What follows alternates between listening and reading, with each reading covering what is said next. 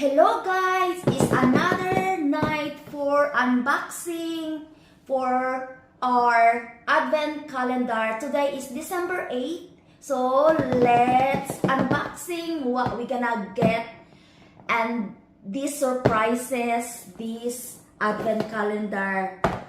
So we already opened 1, 2, 3, 4, 5, and 6, and 7. So we need to find the number 8. So everyone ready?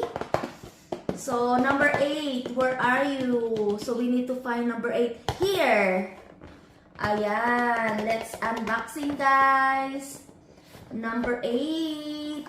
I love to open this every single night because it's a lot of surprises. So what we're gonna have is a little bit heavy.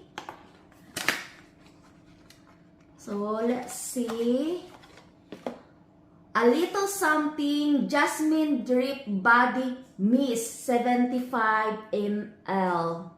So we try.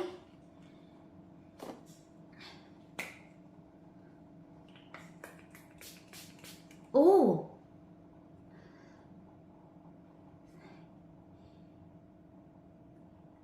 the scent is jasmine and bergamot. That's the scent, guys.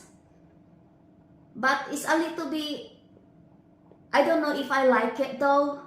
I rather to use the hand cream and body lotion on it.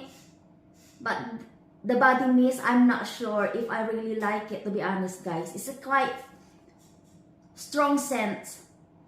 But it's not my thing. It's more jasmine scent.